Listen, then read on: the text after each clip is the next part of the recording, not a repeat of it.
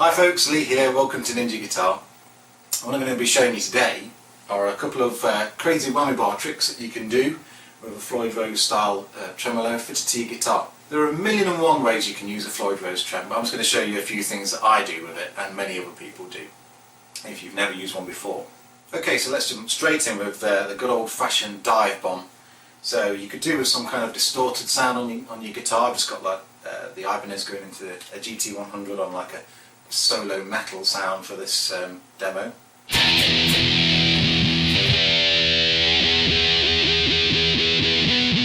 Okay, so what you can do is, if you just pick or pluck the top E string, or any string for that matter, and then you should be able to completely depress the string.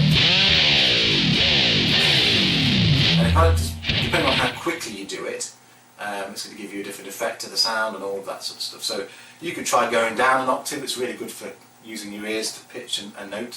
So I've got an E there.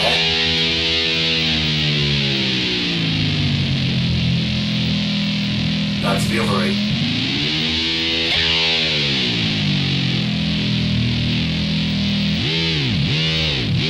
And you can get that kind of motorbike type of sound, revving.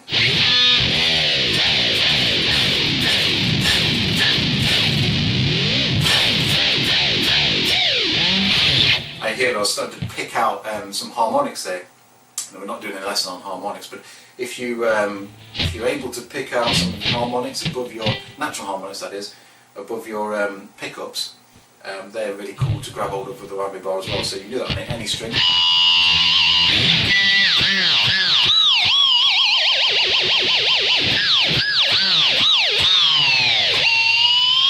It's quite cool to pick a couple of those harmonics at the same time, or grab one and then another, let one ring out over the top.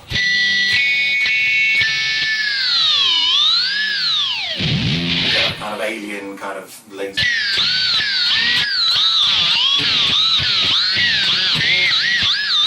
You get that kind of alien laser beam effect going on. You can also do what Matthias Eklund does a lot of, which is to hammer the harmonics with the knuckle of one of your fingers on a natural.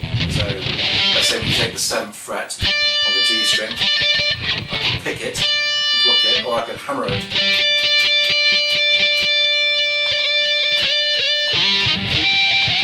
Let's see, you can also do an elephant trunk kind of call.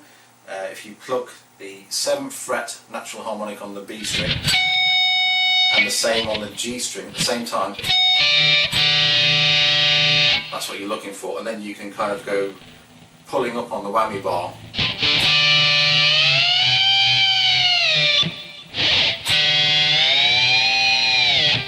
Gives you kind of that.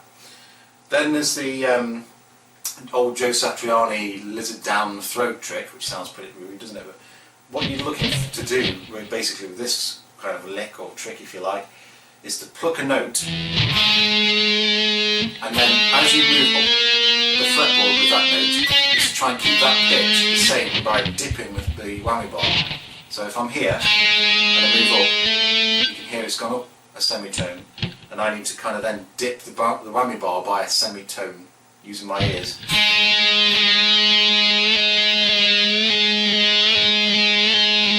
So the note stays the same. You get this kind of glissando, ghostly, fretty note in between. And if you do that all the way up,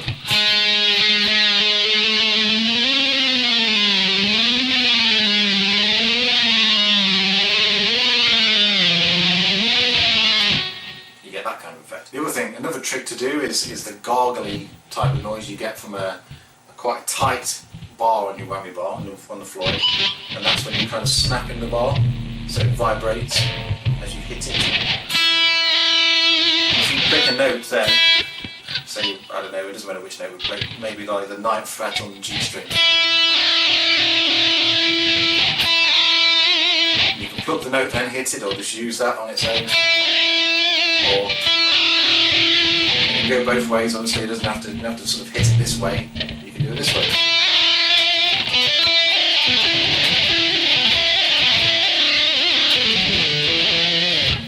Which you see Steve Vai do a lot of. With the whammy bar sticking out towards the bridge, you can get kind of like a ghost note inflections as you're playing if you just tap on the bar. Let me give you an example. Let's say I have this lick, something like that. At any given point, if I hit that bar, it's going to raise all the strings up by maybe half a quarter of a semitone or even a full semitone, depending on how hard I hit it. It gives you a really Eastern vibe.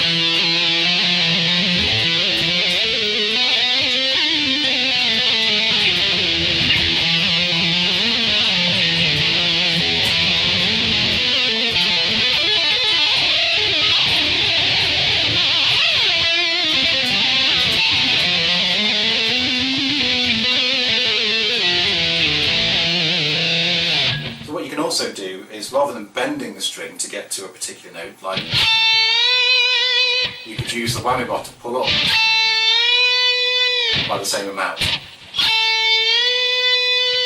and then this will really test your knowledge of where you are on the string in relation to a scale.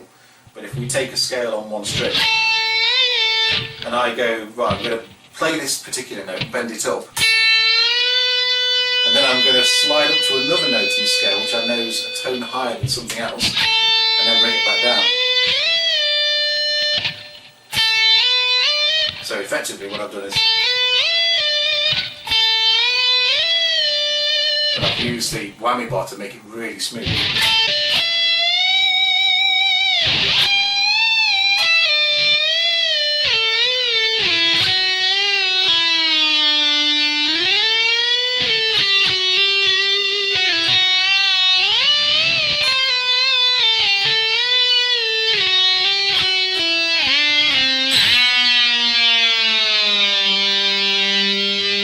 Mix and match those ideas. You could put a few gargles in, you can use the trem just to give you a bit of vibrato, as I was doing then. Trying to get like a more of a vocal quality to you playing.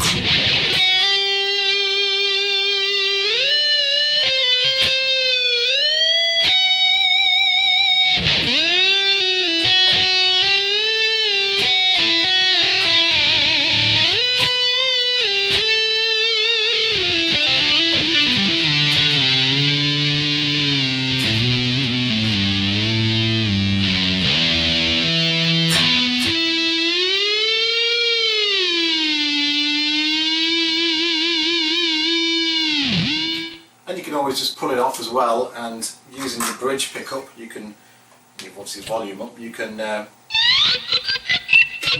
pull out some weird sound effects like that just by touching the strings above the pickups, using it almost like a slide effectively.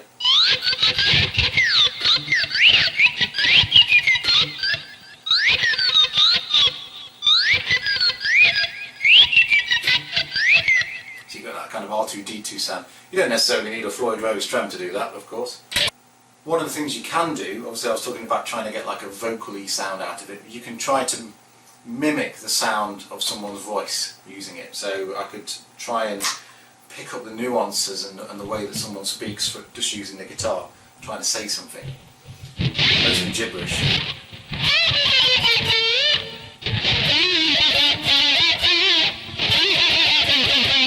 If I use a wah-wah pedal at the same time, you get even more kind of vocal quality to it.